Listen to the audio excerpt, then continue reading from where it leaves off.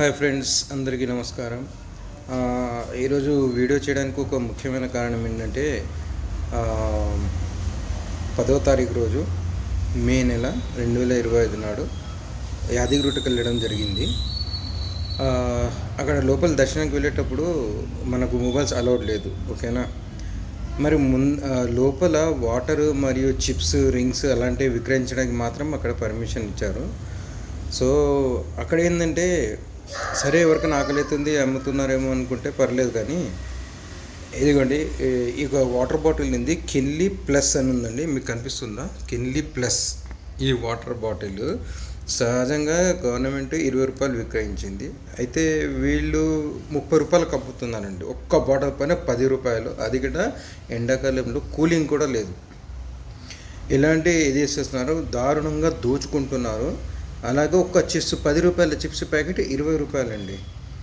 మనము ఒక ఫ్యామిలీతోటి దర్శనానికి వెళ్తే మనకు నెల రోజులు అయ్యే ఖర్చు మొత్తం కలిపి ఒక్క రోజులో దోచేసుకుంటున్నారండి. దీనికి ఎండోమెంట్ అధికారుల సహకారం కూడా పూర్తిగా ఉందండి. వాళ్ళకు ఎవరికి చెప్పుకో అనే స్టేజ్లో ఉన్నారు వాళ్ళు. ఇంకోటి, దర్శనానికి అనవసరంగా పొడవుగా 1.5 కిలోమీటర్ల నుంచి తిప్పి చుట్టూ పెట్టేశారండి. అందరికీ అంటే పెద్దవాళ్ళు, ముస్లిం వాళ్ళు ఉంటారు కదా, అందరికీ అదే జనరల్ దర్శనం, వేరే ఆప్షనే లేదు. దయచేసి ఇది ఎండోమెంట్ డిపార్ట్మెంట్కి చేరే వరకు అందరూ షేర్ చేయండి. దీనిపైన మీ అభిప్రాయం ఏంటో కామెంట్ రూపంలో గట్రా తెలియజేయండి. ప్లస్ అలాగే మీరు ఎవరైనా ఛానల్ సబ్స్క్రైబ్ చేయకపోతే నా ఛానల్ని సబ్స్క్రైబ్ చేయండి. ఇంకా ఇలాంటివన్నీ కొన్ని విషయాలు చెప్తుంటాను. దారుణంగా ముఖ్యంగా చెప్పాల్సింది ఏంటంటే, మనం వెళ్ళేది దేవుడి దగ్గర ఏదో మనశ్శాంతి కోసం. అక్కడ దోచేసుకుంటే ఇంకా అక్కడ కూడా వెళ్ళే ఆలోచన కూడా మానేసుకుంటారండి పేద ప్రజలు. అదే ఎలా అంటే, మన మామూలుగా నెలకు 15,000 20,000 జీతం సంపాదించే వాళ్ళకు చాలా కష్టమవుతుందండి. వాళ్ళకు వెళ్ళి రావడానికే 1000 నుంచి 2,000 వరకు ఖర్చు అవుతుందండి. ఒక సాధారణ 2 వ్యక్తులకి, ఒక వ్యక్తికి 1000 వరకు ఈజీగా ఖర్చు అవుతుందండి. అక్కడ భోజనం చేసి నీళ్ళు తాగి ఇచ్చేసుకుని వచ్చే వరకు.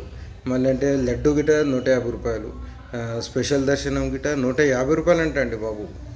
అది చూడండి ఎంత దారుణంగా దోచేసుకుంటున్నారు.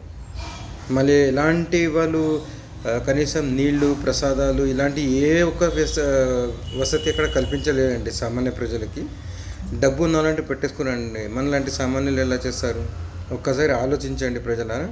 దీని గురించి ప్రతి ఒక్కరు ఎండోమెంట్ డిపార్ట్మెంట్కి వెళ్ళే వరకు షేర్ చేయండి. అండ్ ప్రతి ఒక్కరు దీనిపైన కంప్లైంట్ రేస్ చేయండి.